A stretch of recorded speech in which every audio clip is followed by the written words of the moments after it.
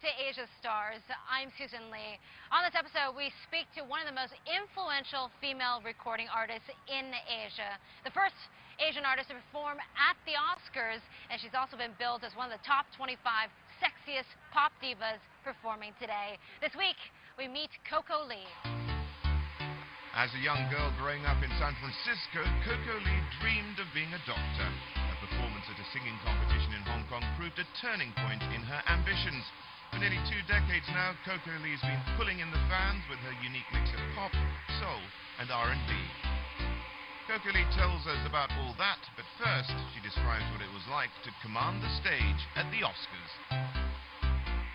That was really one of the most unforgettable moments in my life because, you know, as a kid, I always watched the Oscar and never imagined one day I would be on the other side, actually performing, and billions of people watching me instead.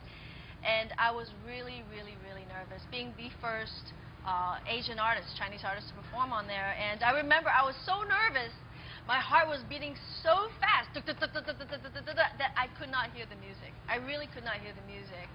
And there was a screen that was blocking me right before I started. And then the moment the screen went up, and I saw Tom Cruise, I saw Tom Hanks, I mean, the biggest stars of Hollywood watching me, all of a sudden I'm like, that's it, I'm going to own this stage. I have to own and command the stage. And I was in a zone, and I just felt very comfortable, and I performed the Crouching Tiger, the A Love Before Time, and I remember the moment the song ended, I was like snapping out of that moment, and I saw Tom Cruise and Brad Pitt. I'm like, oh, okay, hurry up and get off the stage. But yeah, it was a really great moment. Now, you almost didn't even want to sing Love Before Time. Ah, you know about that. Yes, almost did not sing the song. I just finished the album So Crazy, which is a more pop, hip-hop album. That was in my hip-hop phase. And, you know, the boss came back to me with this song, beautiful song, a ballad that has a Chinese theme. And he said, this is going to be the theme song to a Kung Fu movie. And I said, well, but we're done with the album. I don't know if this fits into the theme. And my mother listened to, actually my mother listens to all the songs that I pick. And she listened to it. She said, Coco, you must do the song.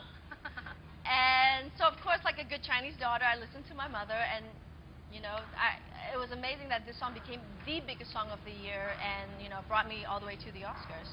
Now, at that moment at the Oscars, did you feel weighed by the pressure knowing that you were the first Asian artist representing Asia? Tremendous amount of pressure. I remember the day that my manager called me and said, your song is nominated for an Oscar. I said, get out of here, you're joking, you're pulling my leg. He said, no, seriously, because we did not promote the song. So I was really surprised that the Academy noticed the song, and and then, of course, all the press from the entire Asia, they were all very focused on this because this is a very big moment for the Chinese. And so I was very focused on I have to give a great performance. Whether we win or not, that's not the important issue. It's just I got to look good, I got to represent, and really sing my heart out. And hopefully I did that. Now, that was 2001. Yes. Tell me what it means today to be a recording artist in Asia. You know, the market's very different. Albums, when we release albums, it's not so much, you know, the sales, you know, the number, the record sales. It's more like it's a tool for us to keep the exposure, to have something new so we can have, you know, maybe a concert tour. So it's like totally different market of how we used to do albums. The budget's a lot smaller right now. But I'm very lucky because, you know, I have experience when, you know, the market is very prosperous. And, you know, even though right now is not as good, but it's a different way of looking at it. The internet has made music, you know, worldwide. That means you can be in a very, very small city in China. Then maybe no one's ever heard of this city. But if you have internet and you're able to put your music onto YouTube or Youku, the whole world can listen to your music. So it's a good thing as well. Now, you've worked with amazing people. You've sung with Black Eyed Peas, Michael Jackson, you know, will.i.am. Pretty cool, huh? Yeah, pretty cool. Have you ever been starstruck? Absolutely, yes, because all these people who I've worked with, I love them. I mean, I'm a fan of theirs. meeting Michael Jackson was an absolute, I was in awe of him, really. Because I'm an 80s baby, right? I love all things 80s, all the music from the 80s. And of course, in the 80s, Michael Jackson's a huge part of it. And I grew up listening to Michael Jackson. And when he handpicked me to perform in Korea with him for his charity concert, and lucky enough to meet him backstage, I remember I introduced myself very calmly. Hi, Michael. I'm Coco Lee. And he said to me, Coco, oh, I like your name. Coco. Yeah, I like it. And he's just so gentle. He's just gentle. So when he told me he likes my name, I mean, wow. That's coming from the biggest megastar in the world. So that was really, really awesome. Yeah. So Michael Jackson, of course, has a dream come true to work with him. But okay, the one that I was most shy was Ricky Martin. I was really, really, really shy. Why was that? Well, back then he was doing La Vida Loca, and he is the hottest guy ever, right? And I was on his Asia tour. I was his special guest, and the song that we had to sing was Private Emotions. And the first concert date that we had to do this together, the moment I was on stage, I looked into his eyes, and I forgot all the lyrics. And I just repeat the same line 3 times. But of course, a lot of people didn't notice. But it was all because his eyes electrocuted me. I swear he did. She was the first Asian singer to perform at the Oscars and the first Chinese recording artist to be signed internationally by Sony. Coco Lee tells us about her journey from chubby schoolgirl to global pop diva. I was more of the shy kid, always hiding, and I was singing at home. And it was my sister who said to my mom, I think Coco can sing. And so my mom encouraged me, if you want to sing, just sing it out. Just sing out loud and don't be shy. But some of my influences are Whitney Houston, Mariah Carey, Michael Jackson, Madonna. So I would be at home and, imitating them and singing their music as well. And that's when my mom realized, oh, my daughter can sing. Yeah. So when you were little, imitating Madonna, Michael Jackson, Whitney Houston, what was your favorite song to sing? Wow, there's so many. Let me see. Madonna, there's so many.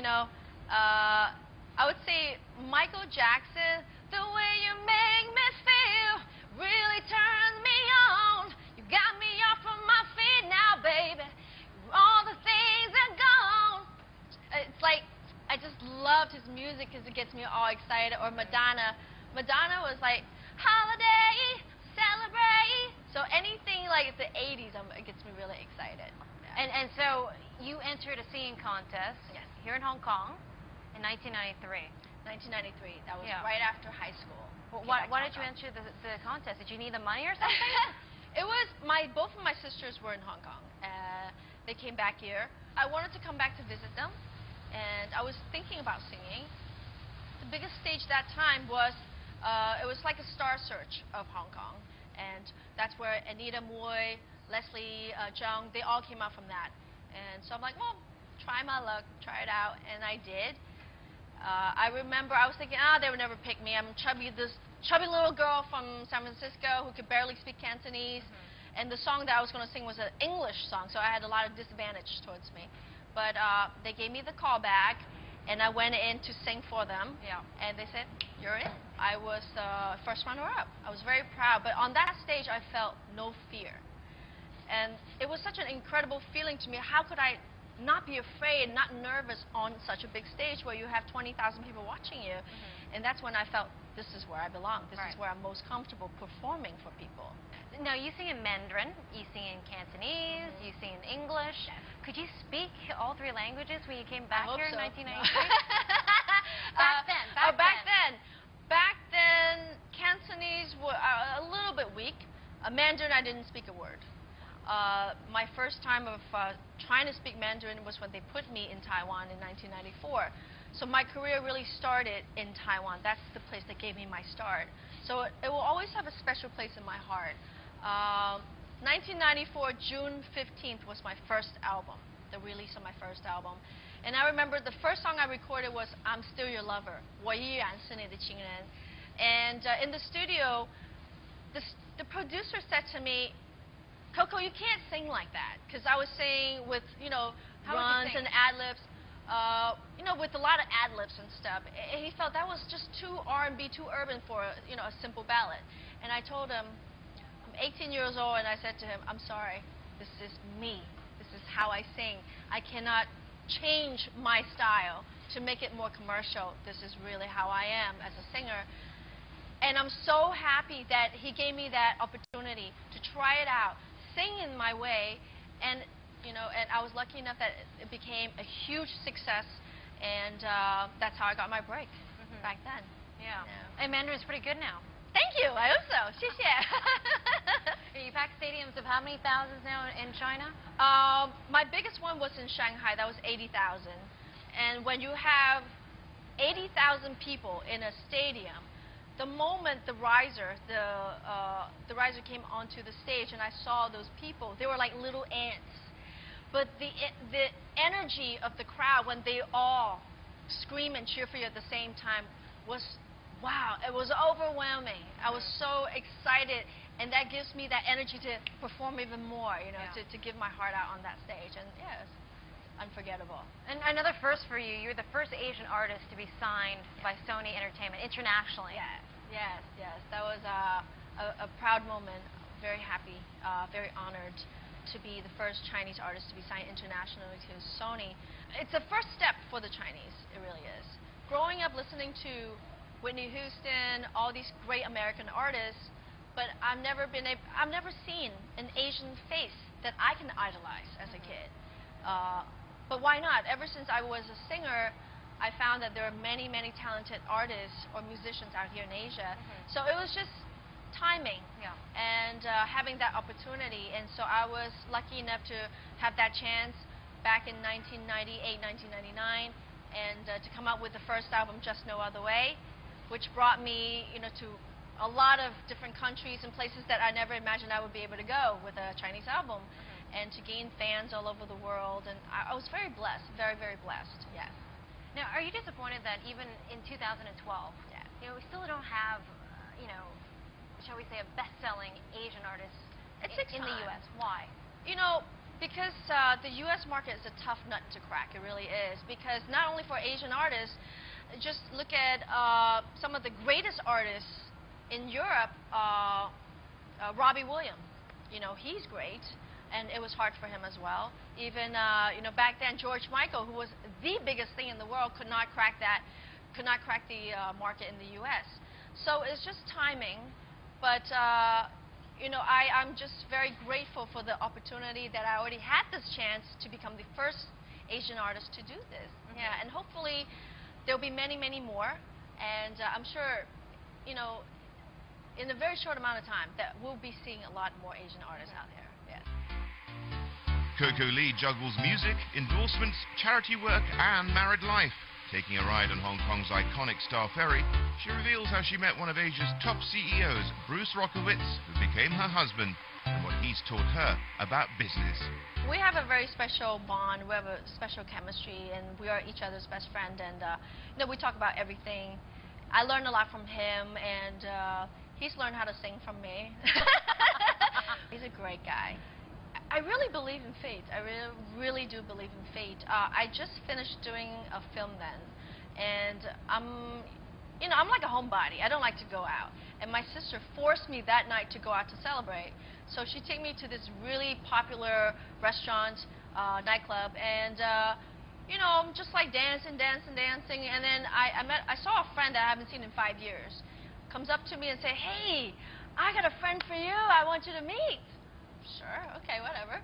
And then it was Bruce. But I remember when I met him, we hit it off right away. He was very charming, very funny. I find humor very, very important in a guy, and he was very funny. And I liked his energy. It was like I felt he was, a good, positive type of guy. So Bruce, he's learned to sing from you. Have you learned about business from him? A lot.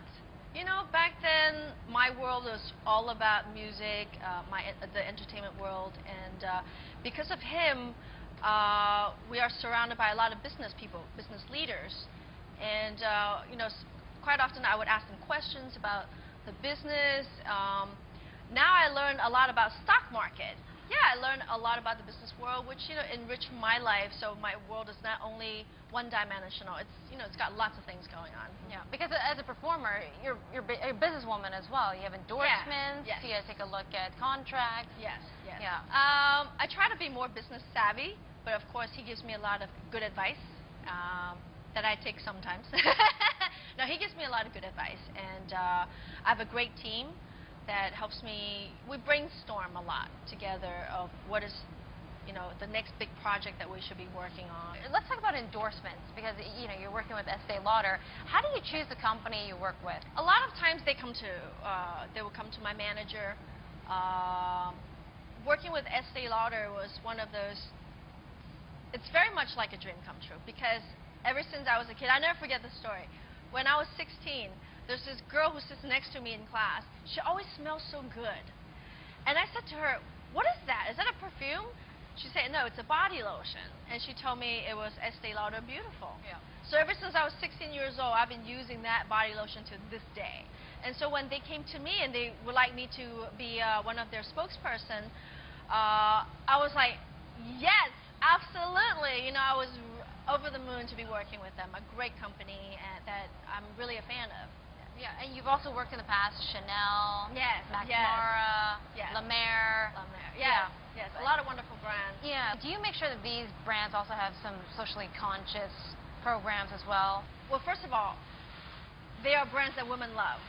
We adore these brands, and and so to be a part of that brand, it's a big compliment and a big honor. But sometimes, for me, other than just endorsements, I am very focused on giving back to the society, which is charity. Right now, I'm going to be the spokesperson for the Pink Revolution for Cancer Fund, who is the biggest cancer charity organization in Hong Kong. And, I learned a lot from them. I really did. Me and Bruce, we have been big supporters of them for many years. Yeah. And, we're big donors. But I felt I want to do something. I want to be able to physically help.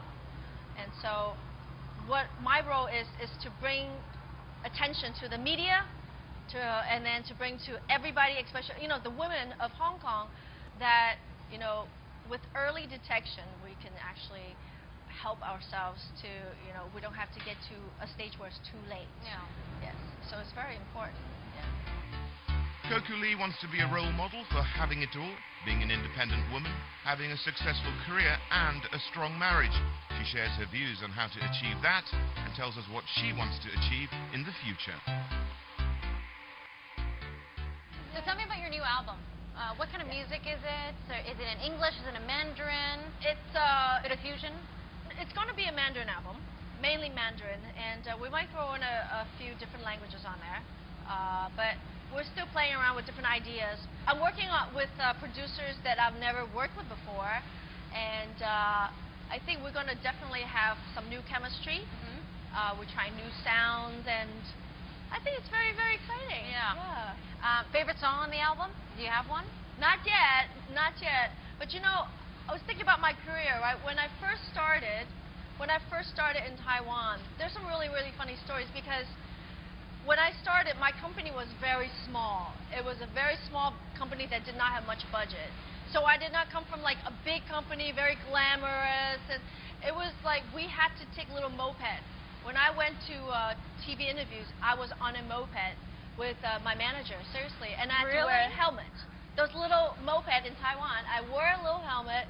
It was hot, sweaty summertime, and I remember we were in traffic. We finally got to the TV station, and I took off my helmet, and my face was half dirty, like as if I have like the 5 o'clock shadow. And it was, but I had so many of those stories where it wasn't so glamorous at the very beginning. But I'm so glad that I had those tough times, because then you cherish everything that you have today. Absolutely everything. Can you give me a little taste of this new album? Just a little chord? I wish I could, but I can't. But I'll give you one of my most favorite songs. No, actually the song that I sang for the competition was Run to You by Whitney Houston, my most favorite. I want to run to you. Ooh, ooh, ooh.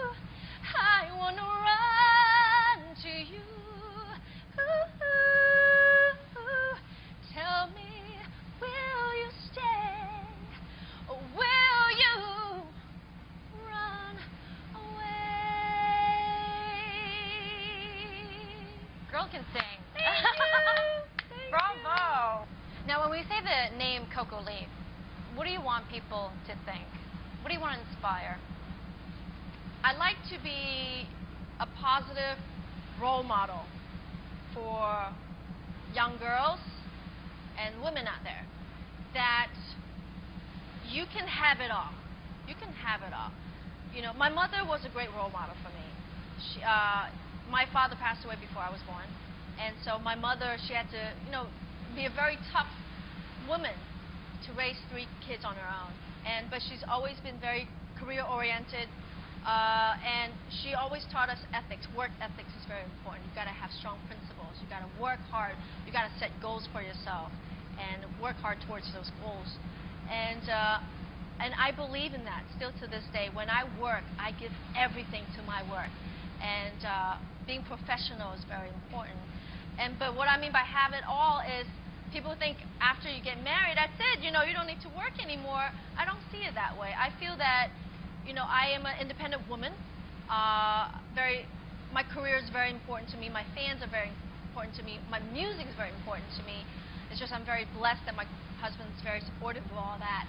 And so I can continue to do what I love to do. In the modern world, there's a lot of successful career women who are married and have children. And those are the women that I really look up to. Right. If we can have a crystal ball, and you know, you as Coco Lee in 2012, looking at that little girl back in 1993 entering that singing competition, what do you think the 2 biggest differences are? Biggest differences, I think now I learn a good balance between work hard, play hard. And that you got to have a balance, because I used to be, it's just all work. I don't take breaks. I do not take vacations. I was a workaholic. And but then I learned life is too short. You never know. And so now I would have a good balance. I got to have some time that's with my family, with my mother. Sometimes that's with Bruce, my husband. And then there's time that I'm dedicated to my work. So you got to have a good balance and enjoy life and enjoy everything you do. And, you know, don't take yourself too seriously in the way. And just try to relax, but enjoy. What else do you want to achieve in your career? You've already done so much. I think continue to be a positive role model and to come out with great music. Use my music to make people happy. And is there still an artist you want to perform with? Is there anyone out there that you haven't performed with you still want to sing with? Oh, so many! So many! There's so many great artists out there that I love. That they inspire me. Beyonce inspires me. Rihanna. There's a lot of great artists. Lady Gaga also. I mean, I love them all. And I listen to their music and they inspire me. So I would love to work with them.